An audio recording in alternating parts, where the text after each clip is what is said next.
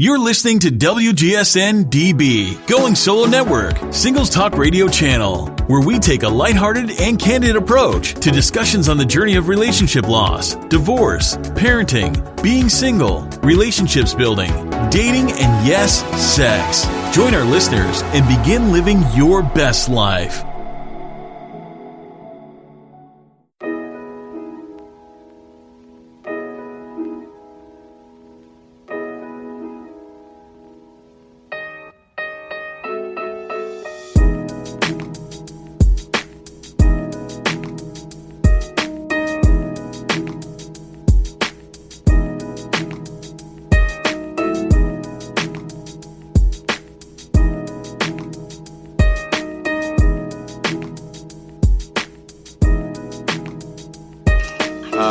We can turn it down just a little bit, like I said. How's it? Goodness, man.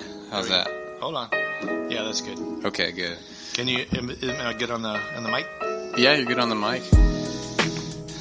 Ooh. Do I have to talk like this? No, you just gotta be close enough that you can hear both me and you in it. I can hear you. Yeah. Yeah, that's pretty. That's a good enough distance, I suppose. Or do you want me to go a little closer?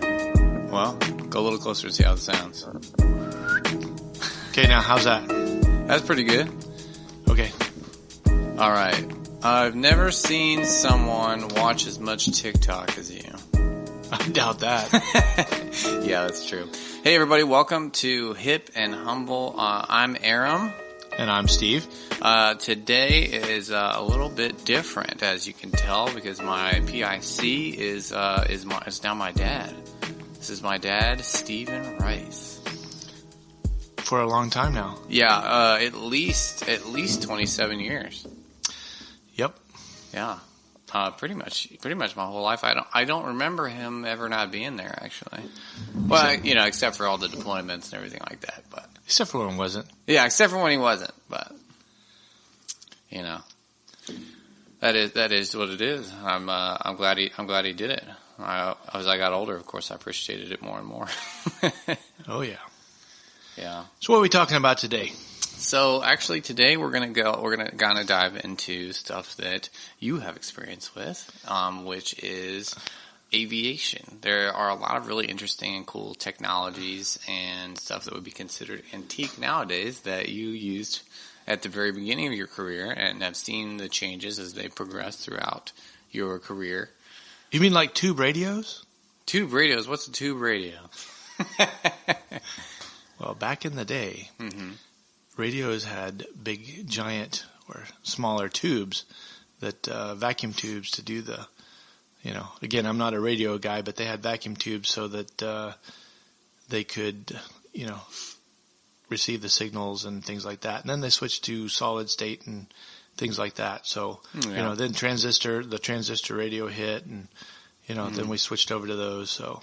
Yeah. Oh, our shop right now, by the way, if you guys are listening, please go ahead and check out our Etsy shop. It's Hip and Humble Antiques. If you guys are in the Virginia or the Oklahoma area, make sure to go down to the rink and look for our booth changing seasons. Also go to downtown Fredericksburg, oldies but goodies.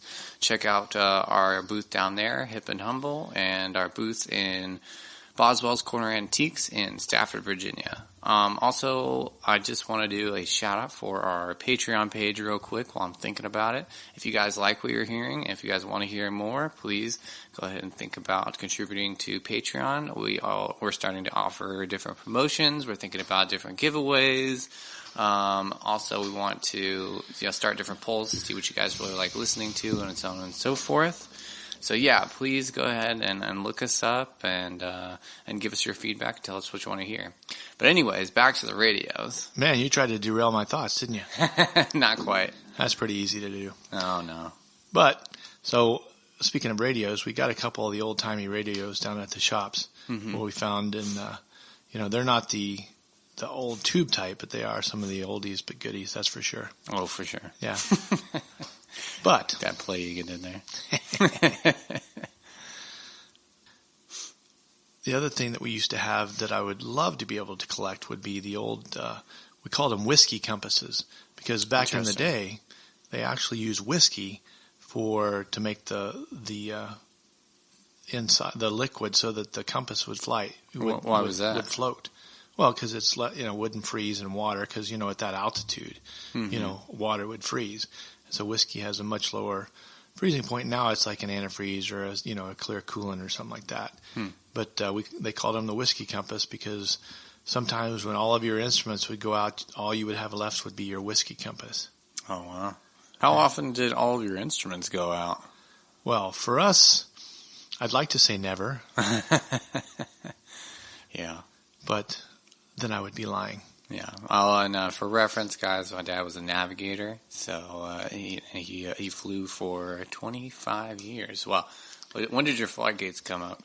They were like... I flew my flying gates were 20 years. 20 years. He flew for 20 years for the Air Force, so very cool. And it's funny because I went in later in life. I went into the Navy and I flew. I didn't fly, but I swam in submarines. It's kind of funny. We were both doing kind of the same thing, just in opposite ends of the spectrum. Yeah, I was over the air and you were underwater. So yeah, pretty much. Yep. Definitely very cool, though. But a lot of people collect the whiskey compasses, and I'm sure those are quite expensive. And if you found one off of an actual old airplane, that would be quite rare and quite collectible. Yeah. Yeah. I mean, did you guys have those whiskey compasses whenever you first started flying? Well, they still have them. Oh, okay. It's not an actual whiskey compass, but it's, like I said, they've updated it's called a manual compass. Mm-hmm. You still have to have it for backup just in case, you lose power or, something happens, you get shot at. Right. Everything dies except for your whiskey compass. You still need to know which direction you need to run. Yeah, I guess knowing which direction you're flying is probably a good idea. Yep. Unless you're over the poles, then you don't know because of all the magnetic variation. That's interesting. Well, it was very similar for us. We went into the Arctic Circle, and I remember that was a big ordeal. We got our Blue Nose. If anybody out there is military, or specifically Navy, the different rites of passage, if you will. The Blue Nose, Shellback, and those are the only two I experienced. So I'm not going to speak to the others, but yeah, that was pretty neat. And then the other thing that we used during my career, which, I think we were one of the very, very last platforms to ever use, was the manual sextant. Okay. And, a sextant is what you use to chart the stars. Right. That's what they used, like, Columbus used to sail across the ocean. There was a bunch of smart guys back then that developed the star charts. They had the position of all the charts. They had... declinations of where the stars were in the sky. They even tracked the sun. So I don't know that I'd want to be the guy who wrote that all down and compiled it. But, the books that we got were updated monthly or bi-monthly, something like that. And, to me, they were just magic. For reference, guys, the earliest Western catalog of stars was created by the Greek astronomer Hipparchus around 129 BC. Exactly. Mm-hmm. And I'll tell you about something in a minute, another magic. But so the sextant, essentially, you go to the star books at night, and you can take positions off of the sextant. You pick a star in the star book. You do your pre-computations, it tells you where to look, where to point the sextant, What does a sextant look like?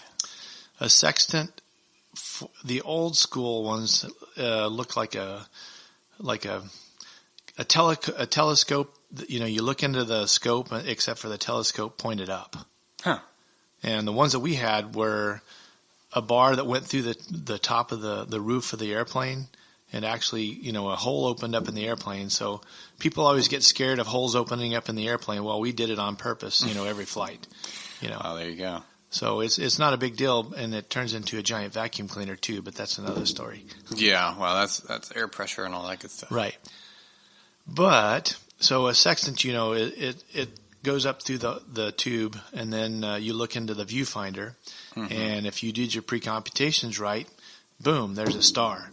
And then you start your timing, and you time it for 2 minutes, and you keep your declination, which is your altitude of the star, and then you record that, and then you use your computations to determine where you're at on the map. Yeah, I remember the first time you had told me about that. We were out camping. So my dad and I and my brothers, we do this thing called Frontiersmen Camping Fellowship, and it's period camping. So we'll go out and we basically pick a character anywhere in the frontiersman era of the United States. Whenever we were still, everybody was still migrating west and exploring, and a lot of the states were still not developed at all, and we set up in canvas tents. There's different events, black powder rifle shooting, tomahawk and knife throwing, and different events and things like that. But anyways, one day we were sitting out there, and Dad had come up to me, and we were looking out at the stars. We were up in New York, and it was beautiful out there. The sky was just absolutely gorgeous, And he looked and had told me, basically, he could tell me where we were based on those stars. I thought that was pretty cool. Yep. I think you said earlier, basically, you'd have to calculate to find the position of whatever star. Right, and so, one method is it gives you, this goes into navigation techniques and things like that, but if you do one position off of one star, it gives you a line of bearing. Mm-hmm. If you pick 2 stars, it gives you 2 lines of bearing. And then if you shoot 3 stars, it'll give you a triangular line of bearing. So, and you got to pick them at the correct angles so that it forms a triangle. So, you look at a star off to your north, one off to the west, one off to the, southeast, and that way it gives you a triangle to tell you exactly where you're at. Right, triangulating the position. Exactly. That's where that comes from. I got that right off the dome. And so a lot of guys actually collected those sextants. Uh-huh. Whenever we quit using them on the airplane, a lot of the guys were, they snagged them and said, "Hey, if you're not going to use these anymore, can I have this?" And they legally gave them to them. So wow. Yeah. And that'd be a really cool thing to collect. Yeah. And, they were powered by aircraft power too. So, had a little flashlight on them and all kinds of cool stuff. By aircraft power, that is by air or? Aircraft. So, aircraft have electrical power. Yeah. So they plugged into the airplane so that you could, use the timer. The timer was electrical. The light inside the bubble was electrical. Okay. When it's dark in the airplane, and of course, everything in the airplane at night is red. Right. Because you don't want to lose your night vision. Right. Right. Mm-hmm. So then the other magic portion was, in our airplane we had 2 navigators. Oh, okay. The Navigator 1 at the time was a systems guy, so he did everything with all the navigation equipment, and the Navigator 2 did everything manually. Oh, okay. So that means he had to use the sextant, he had to, do what we call dead reckoning, which is, you just use math. Simple math to calculate your position everywhere you are. And it was quite involved. That sounds like it. And then there was one more method that we had to use when we were crossing over the, the ocean, and there wasn't any land to use a radar fix, which, if you have a radar, you can see land masses and pick out towns and, things like that, and you can get a position based on where that town's at. Mm-hmm. Well, if you're over the ocean, there's nothing.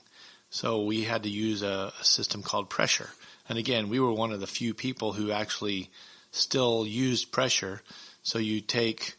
Why was that? Well, because, there's more updated methods to do it, but we didn't have them. Okay. And that's why we had a NAV2 is to back up the system. I see.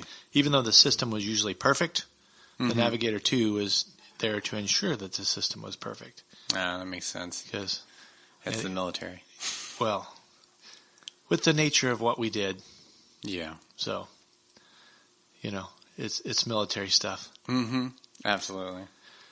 But the pressure was interesting because you have a radar altimeter, which mm-hmm. takes your absolute height over the ground. So if you're 30 feet off the ground, it shows 30 feet. And then you have your pressure altitude, which is based on the air pressure. So at 30,000 feet, you may actually only be at 28,000 feet because of the air pressure. Because once you get up there, you have to set a standard air pressure so that all the airplanes remain at the altitude they're supposed to remain at. So they are deconflicted by altitude. I see. Now, when you say from the ground, if you're talking about over the ocean, so would that be over sea level? Over sea level. So so a Doppler radar would measure the absolute height, and then you would compare that to a pressure altitude. And then the mathematicians back in the early, 1000 BC created the K factor. You threw that into this formula, and it would give you where you're at on the chart just based on your pressure. Wow. It was crazy. It was magic. Sounds like it. I mean, it's anything that involves that much math is magic to me. So the K factor is pretty cool. It's defined as the ratio between the material thickness and the neutral fiber axis, T and lowercase t, i.e. a part of the material that bends without being compressed or elongated. Bend allowance is fundamental parameter to calculate sheet elongation. So I think that's not the one. That's not the one, yeah. No, that didn't sound right. Yeah. But, so those are a couple of, things that, would be neat to collect is, the old sextant and the old compasses. A lot of World War II, that's all they had was the compasses. Yeah. The old, B-17 bombers and B-25 bombers, they didn't have a lot of, great stuff. The Norton bomb sight was like a miracle of its day. Really? Yeah. Oh, just because they couldn't even get there. Because it's amazing that they got there. It did the calculations of the bombing for you. Wow. Yeah. So it was again, it was magic. So. Yeah. Math is magic, people. Remember that. So those are some things that I'd like to collect, the old compasses and aircraft stuff, but, it's not always readily available. Oh, no. And some of it could actually be, a little bit, hazardous, I guess, depending on, how so? What materials they were made with, cause, they didn't think anything about using radium dials or, cause that was radioactive. Oh. Yeah. Radium is a little bit radioactive. A little bit. Yeah. On the submarine, my submarine was nuclear, obviously, and we had to wear these, it's basically a tracker for radiation on your belt. And you had to send it in to get evaluated every 6 months or so you would see how much radiation you were exposed to. Basically, it's an insurance device for the Navy so that in 20 years, if I got cancer or something like that, I can't point to the Navy and say, hey, you pay all my medical bills because I got radiation from you 20 years ago. Right. So, but it was a cool little thing. A lot of the nukes always liked it because after you get to a certain level, you're not supposed to be on the boat for a little while. I think you basically have to not be near the boat or not be near the engine. But I mean, the amount of radiation that you got there that you would have to get to that was pretty. I mean, it wasn't a lot because realistically, that low level of radiation, even consistently, I mean, it's going to mess with you, but it's not. It's not going to do any serious damage. Well, you get that much from your cell phone. Yeah. Yeah. Well, it's a little more than your cell phone. But we digress. Yeah. So another thing we were going to kind of talk about was the different uniforms that you have experienced, or the ones that came before you. I think specifically you were talking about the B-2 bombers in World War II. Did they have flight suits back then, or was it just the bomber jackets? Well, the B-2 is modern, so the B-52 is 60s. Okay. But we're talking the B-25 and the B-17. Yeah, sorry. And those type of, they did have a type of flying suit. It was really their fatigues with a bomber jacket. Mm-hmm. And then essentially it was wool clothing, because when you're at altitude, you don't understand exactly how cold it is up there. Mm-hmm. It can be, they were at 20, 30,000 feet maybe. And at that altitude, especially in Europe, it can be minus 30, minus 40 degrees up there. Oh, wow. And then, add the the fact that you're flying in a metal can. Yeah. So you're flying in an ice box. Yeah, pretty So, much. of course, they're trying to dress as warm as they can. That's why you see the old war movies where it looks like they're dressed, so hot, but it wasn't. Yeah. I never thought about that. I have a funny little anecdote. We used to have what we called the boom refrigerator because in our airplane we had a boom seat where the boom operator would have sat if we would have had a boom. Uh-huh. But the boom fridge was a place where we lifted up the insulation and put drinks under, like water or soda, and against the skin of the airplane. Yeah. And you'd put something in there for maybe 20 minutes, and then it would come out almost frozen. It was like a quick chill. Wow, that's crazy. And the coolest thing was in the desert, we would have these, plastic water bottles because, they always tell you to drink water because it's, 125 degrees out there. I wonder why they tell you to drink water. Yeah. That's weird. But we would stick, 6 or 10 waters by the skin, and whenever the water's at 100 degrees, it takes a little bit to cool it down. But a little bit, yeah. So after you would be on the mission for a couple hours, we used to take out the water bottles, just gently twist open the cap, and then thump the bottle. Yeah. And it would turn into ice. It would crystallize right in front of your eyes. Wow. It's pretty cool. That is cool. Yeah. That's really cool. How many times did you went to the desert? At least every other year. I forgot. Yeah. I actually lost count of how many times I went over there. Yeah. So, but speaking of uniforms. Yeah, back to the uniforms. Yeah. So, the Air Force, obviously for those history buffs, that the Air Force was derived from the Army, the Army Air Corps. Yeah. And so it became a separate service in 1947.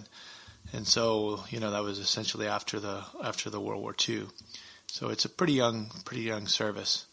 Not as young as Space Force, but I digress. Yeah.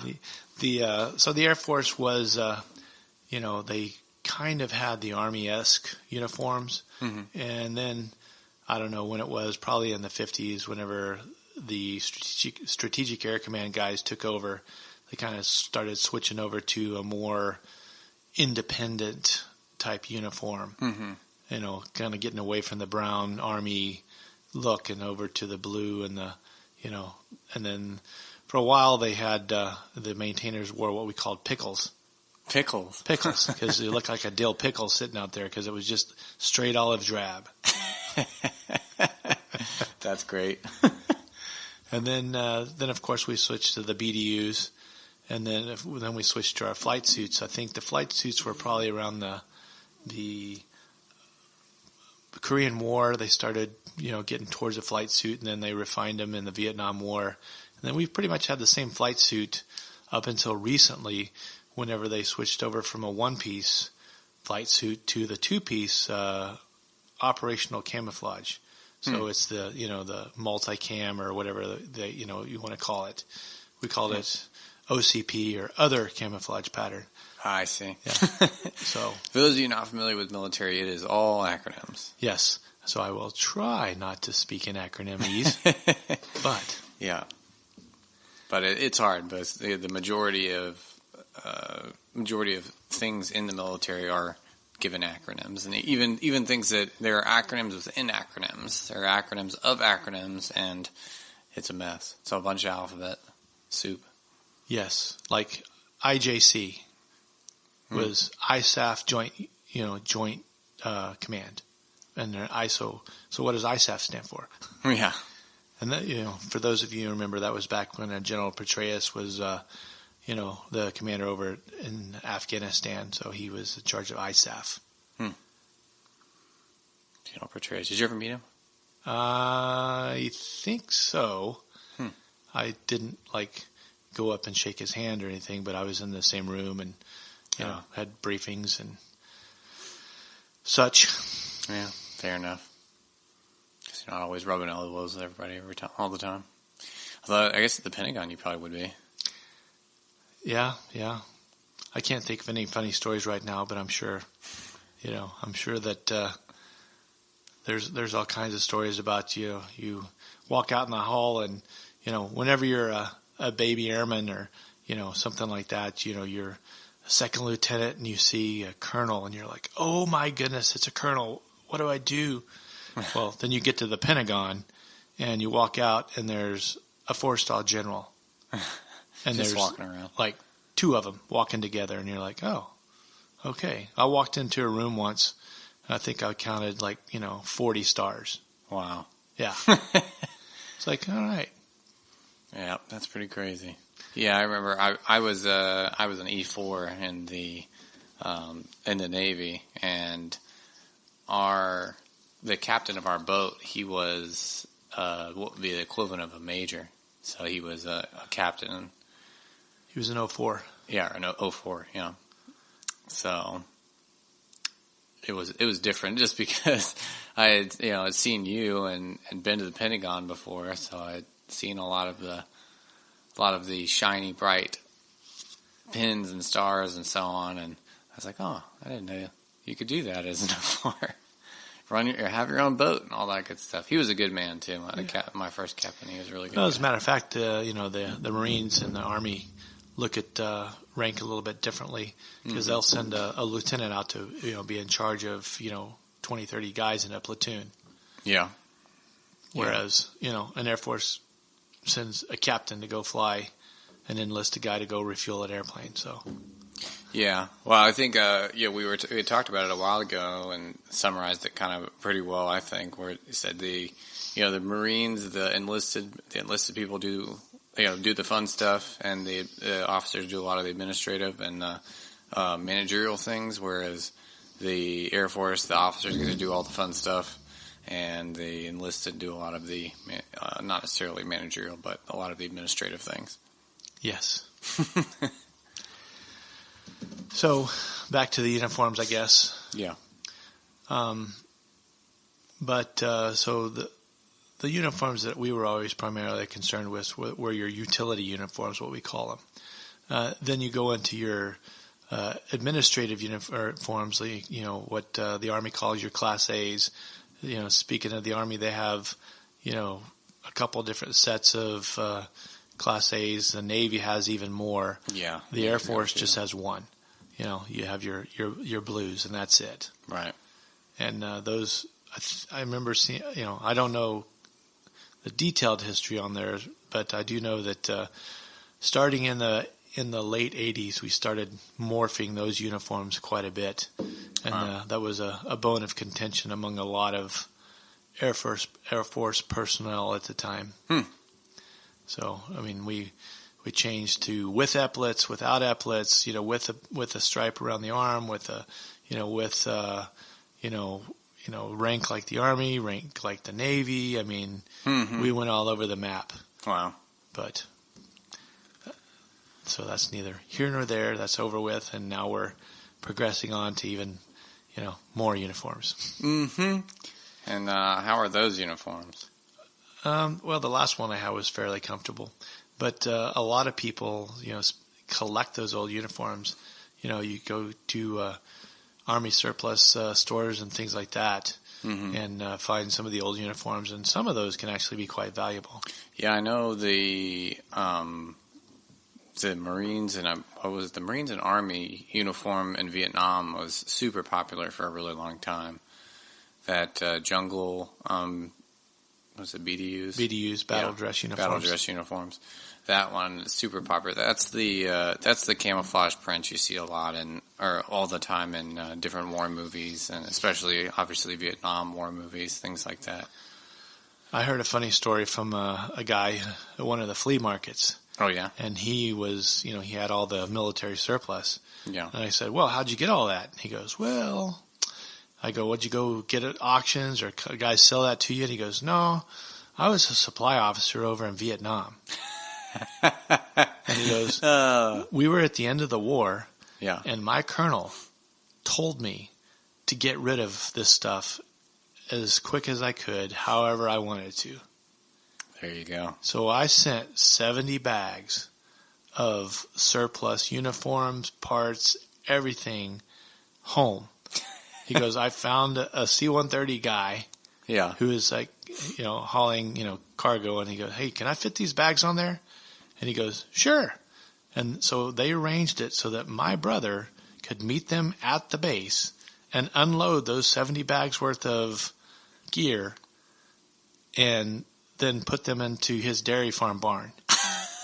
And he goes, "I still have a barn full Oh my goodness. of Army surplus." That is incredible. Talk about getting lucky.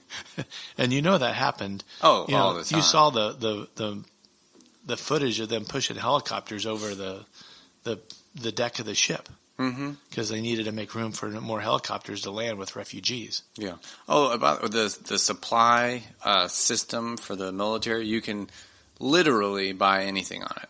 Literally. When I say literally, I do mean literally. Like anything you could possibly think of, they have it listed. I mean, you can't necessarily get everything because you have to have justified reasoning and so on and so forth. But actually anything you can think of. I remember they showed you could order different types of trained dogs on the supply site for the submarine that the logistics techs had access to. But I always thought that was so wild. So those logistics people, though, especially in the military, if you're in the military, especially if you're a lower ranked, E4 or below, make friends with your supply and logistics officers, and or any logistics enlisted person. They are definitely the people to know. Well, and as we've found out here recently, logistics is what makes the world go round. Oh yeah, absolutely. So, even in our small little business, getting things from here to there. Yeah. Yeah, no, that's definitely impacted us, getting our inventory from one place to another has definitely been at least a little bit more challenging. I thought that was an interesting story about the uniforms. And man, that guy had everything you would ever, want to go hunting or fishing with. Yeah. That makes perfect sense. There's a guy in our booth that oldies but goodies. He has some old uniforms like that. I don't think he has any.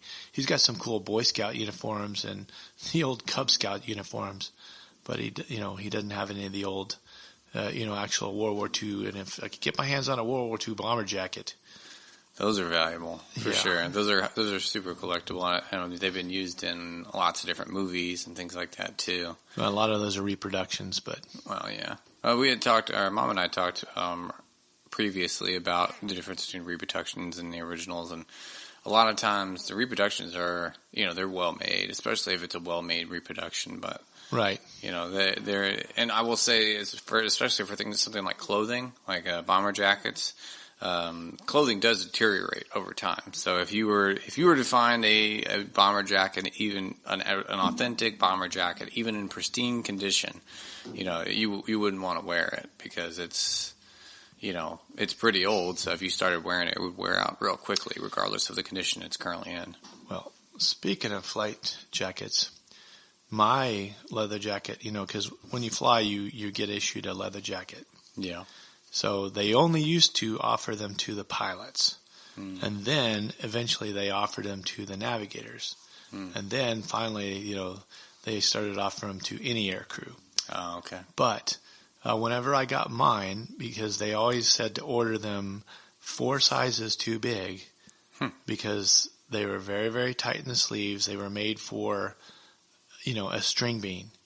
No allowance for shoulders, for any sort of belly or anything, and so when I ordered mine, I wear like a 44 or 46. Yeah.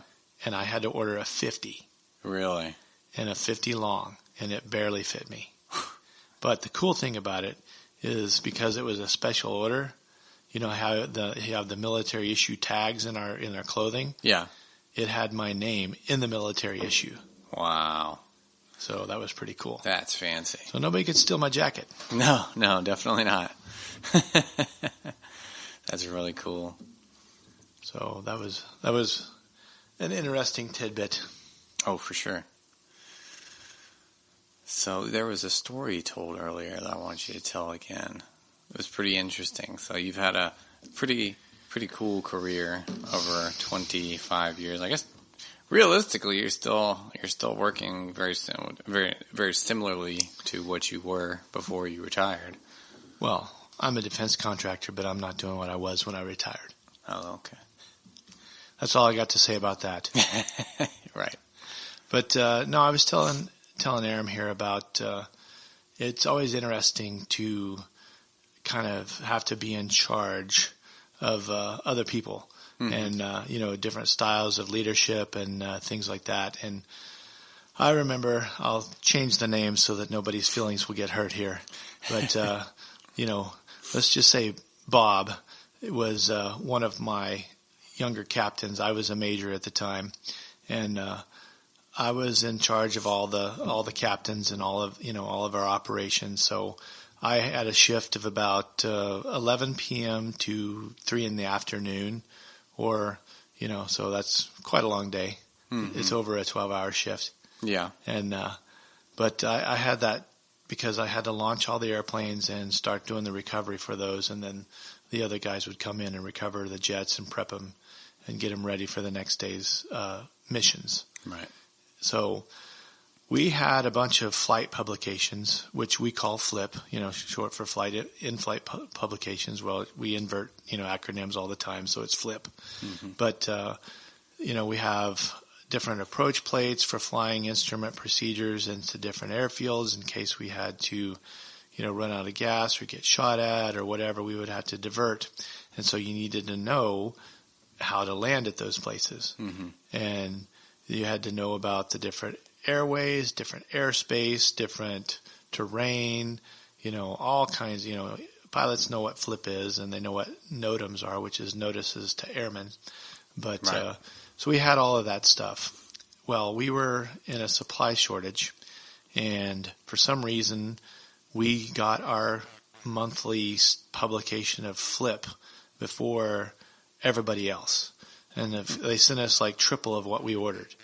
Well, I said, hey, Bob, I need you to put together our crew bags for our crews, and then all the excess, you take it over to the wing and give it to them so they can distribute for their critical flyers. So that, it's a safety of flight kind of thing. Well, I roll in the next day, mm-hmm. and much to my chagrin, all of this publication data is sitting on the floor in the trailer, just like it was, except for there may have been about 1 or 2 crew bags built. Oh. And I said, and the other guy's name was George, and I said, hey, George, did Bob say why he didn't take this stuff over to the wing? He said, oh, he said that he would get to it. Yeah. And I said, well, I think that me and Bob are going to have some words. Yeah. So the next day, Bob rolls in. He's got his cola in his hand, his flight meal in his hand, his to-go box. Right. And he rolls in, and I go, well, and in the meantime, I had told the ops officer, I said, hey, listen, Bob did not do what I asked him to do, and I'm going to have to, kind of, I guess, read in the riot act. Yeah. And he goes, oh, I want to be there. So the operations officer, and I roll in on Bob. Mm-hmm. And I say, hey, Bob, I don't understand why all of this flight publications is still sitting here when I asked you. No, I told you to take this over to the ops, to the wing, whenever you're done with it. And he says, oh, but I thought you... I go, no, I didn't ask you to think. I asked you to do. And he kind of looks at me, and I said, so there's other guys out there who are flying missions today mm-hmm. without current flight publications because you did not do what I asked you to do. So if somebody does not have the right approach plate or right, clearance, that is, our fault because we should have shared this last night for mm-hmm. those missions. And he kind of looks at me like, wow. I said, so I can send you home right now. I can send you home with a bad report. I don't have to give you, we used to get letters of evaluation on our deployments, for, how many sorties we flew, what we did Right. to get points for our promotion system. Right. And I told him, I said, I don't have to do any of that. As a matter of fact, I can give you negative for what you have done. Said, and I almost should, but I'm going to give you one chance. All right. I said, so by the time I get back here tomorrow, all of that has to be gone, and you need to do it correctly. And the funny part of the story is when we walked out, the director of operations, he goes, "Oh man, you were too easy on him."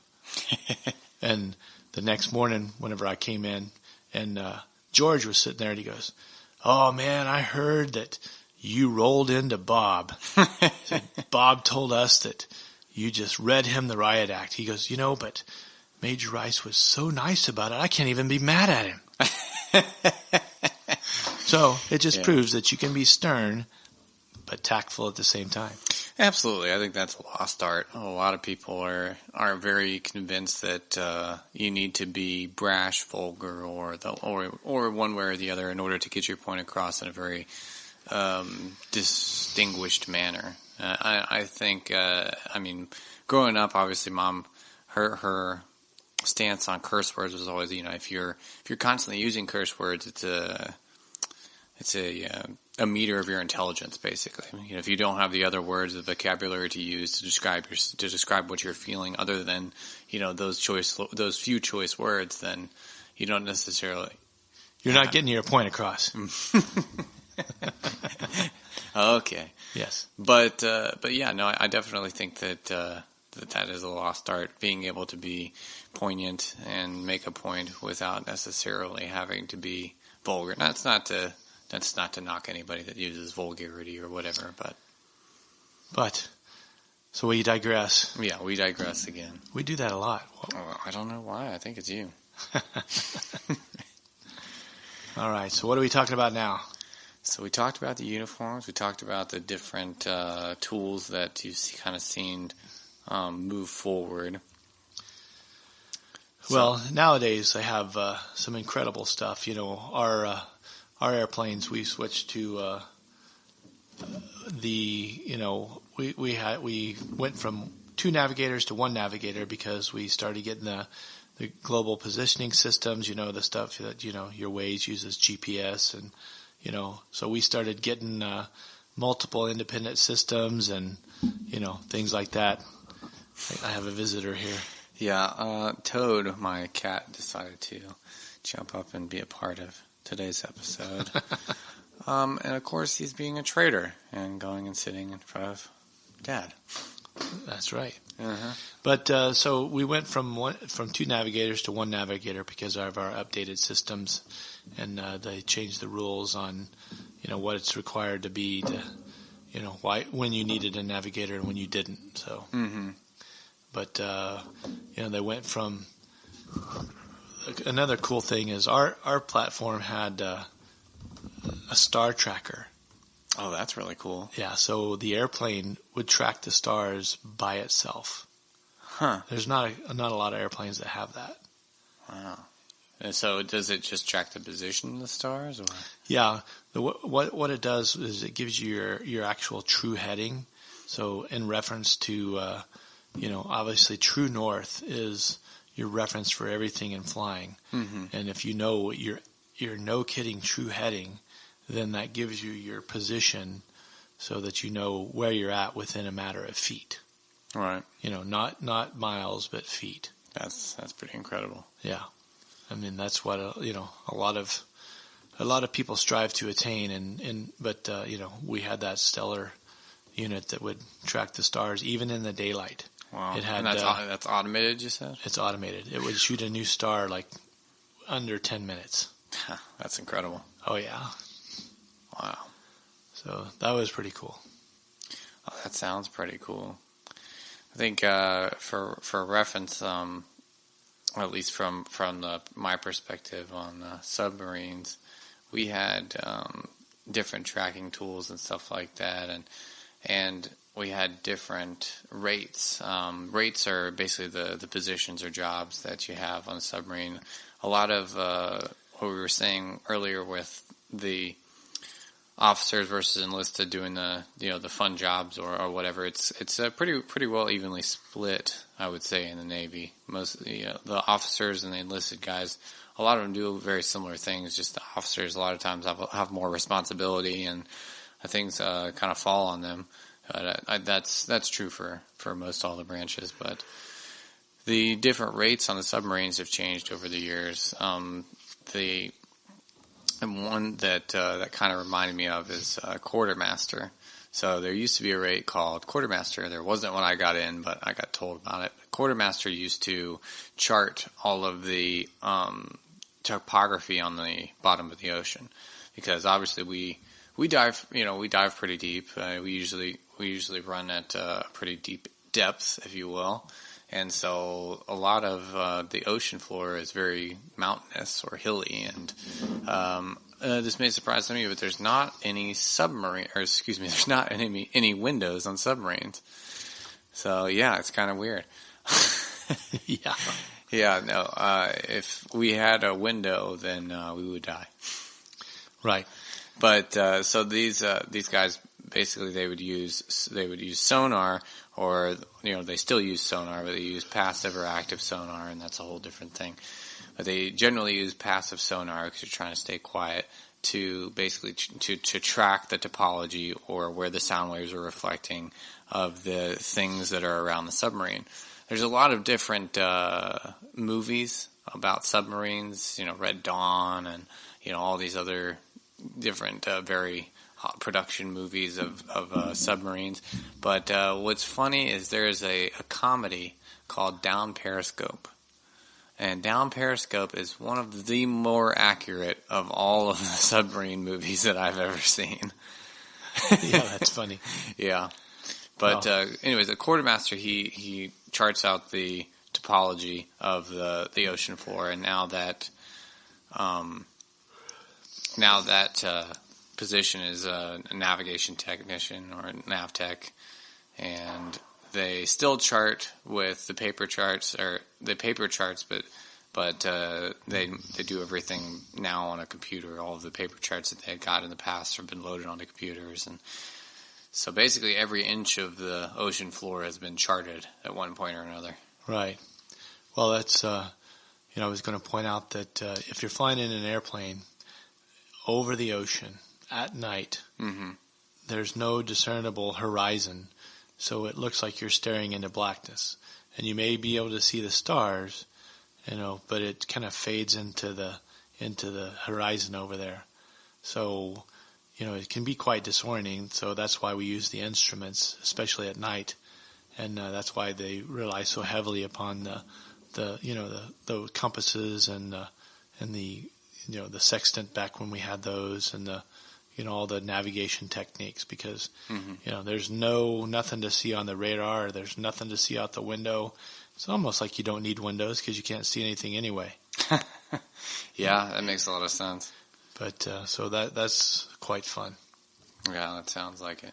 I think it's interesting, what we were talking about with the different uniform changes, that the technology changed based, or the technology of the uniform changed based on the technology around it. I think we were talking about the bombers in World War II being basically ice boxes versus the planes that you were on. That, I mean, they weren't climate controlled, were they? But it was, well, we had a couple upgrades during my tenure there, and we had some significant modifications to the climate control system, because we had a lot of equipment on board that needed to stay cool.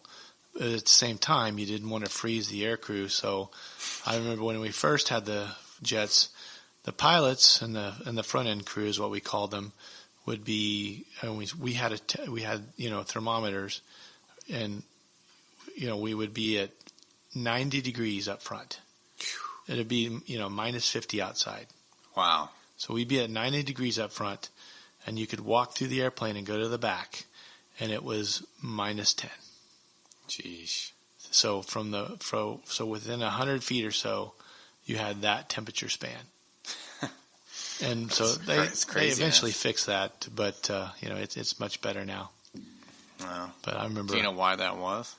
Well, yeah, it was because of all the equipment and the way the air conditioner had to run, and they didn't have a lot of heat diverted to the air crew, and all the heat that was going to keep the equipment at the right temperature was diverted to the equipment, and then all the rest of that went up front.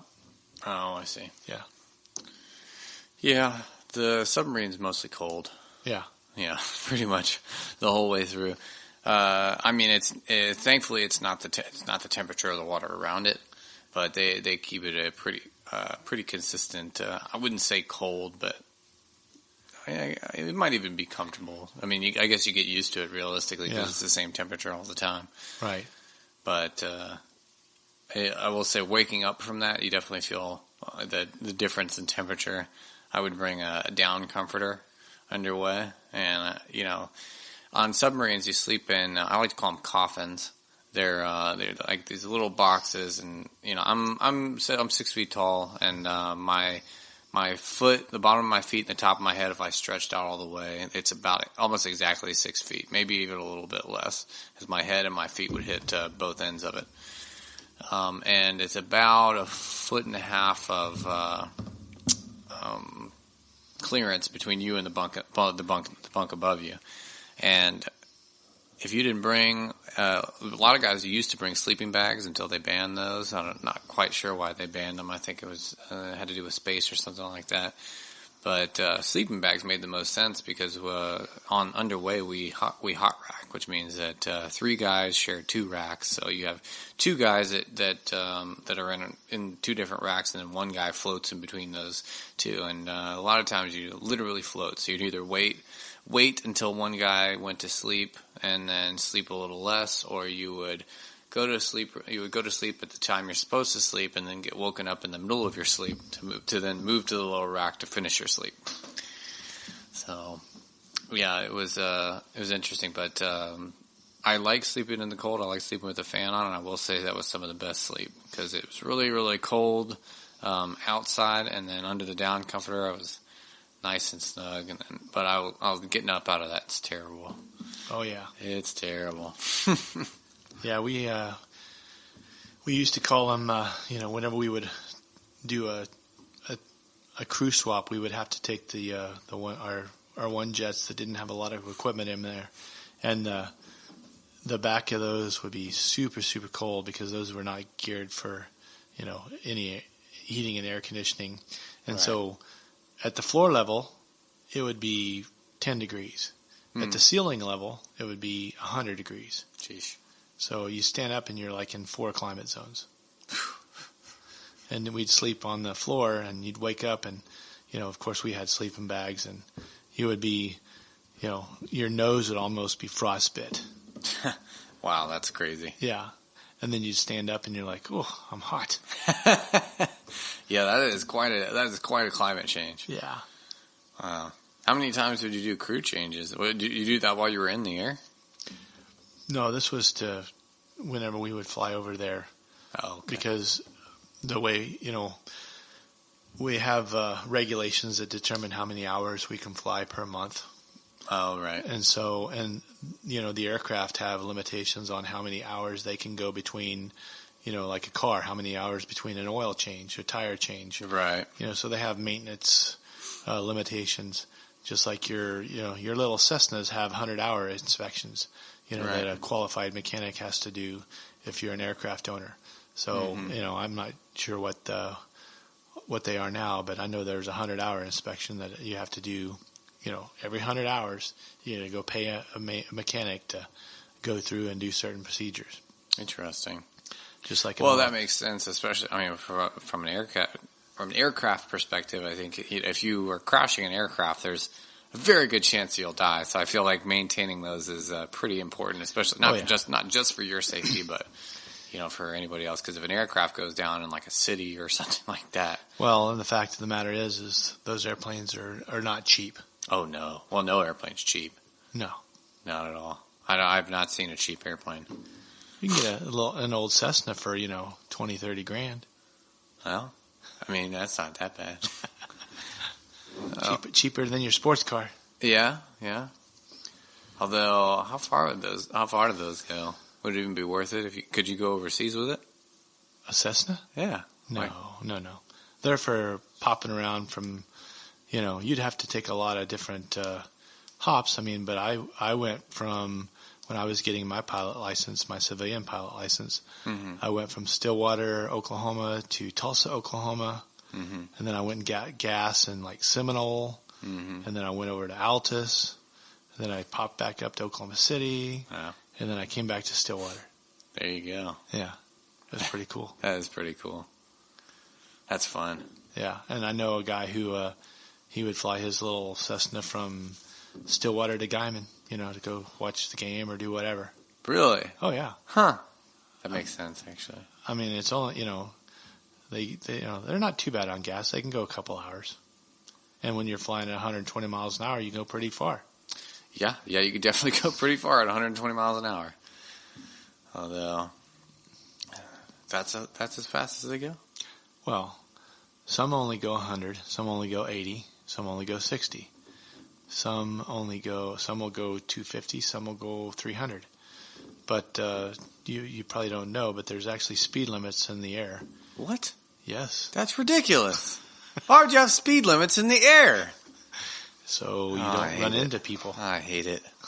So under 10,000 feet, you're only allowed to go 250 knots, I believe is what it is. Oh, wow. So what if is there no speed limit past a certain once you get above 10,000 feet, then it's controlled airspace. So it's whatever the controllers let you go.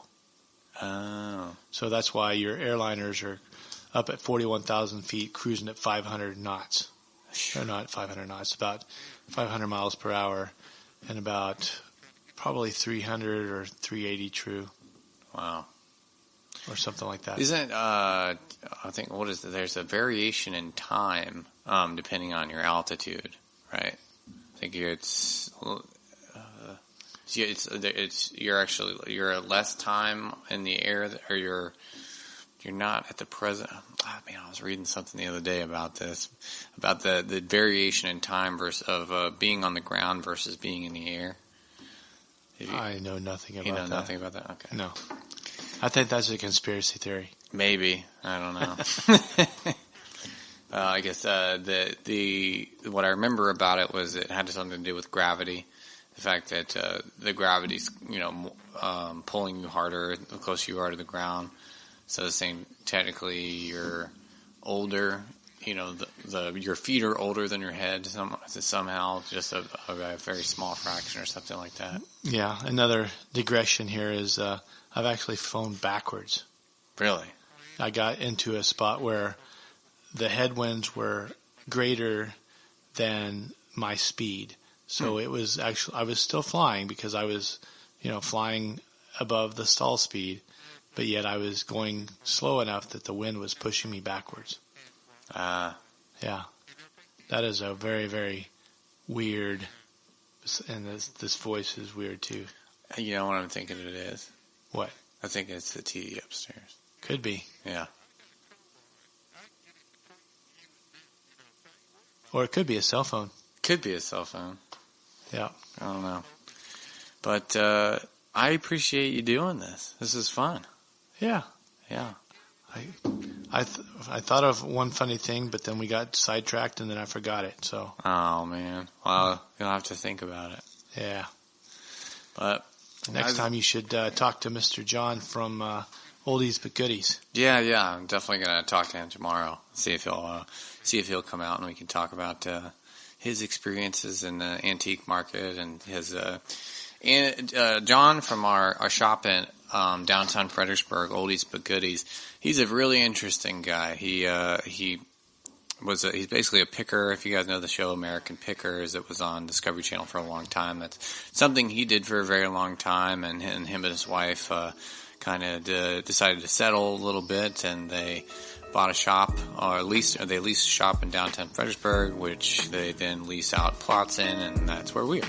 Yep. And so they're real interesting. They have a pretty good knowledge base, a lot of different stuff, a lot of different history and antiques. And They give a really interesting perspective. So if you guys listen up, hopefully the next episode you guys will hear from him. Thanks guys so much for listening. Thanks again, Dad, for filling in. I think it was really fun. I think you told some cool stories, huh? All right. Sounds good. All right, everybody stay hip and stay humble. All right, thanks.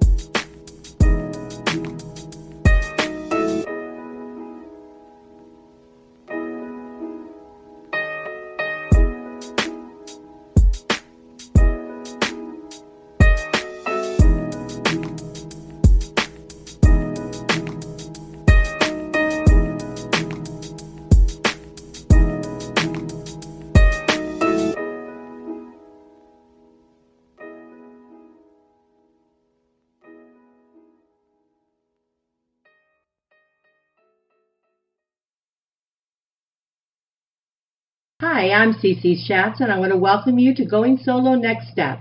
We are an innovative, transformational site with a personal touch, as we are an online, interactive, social website connecting other like-minded individuals who are adjusting to their new life of being single.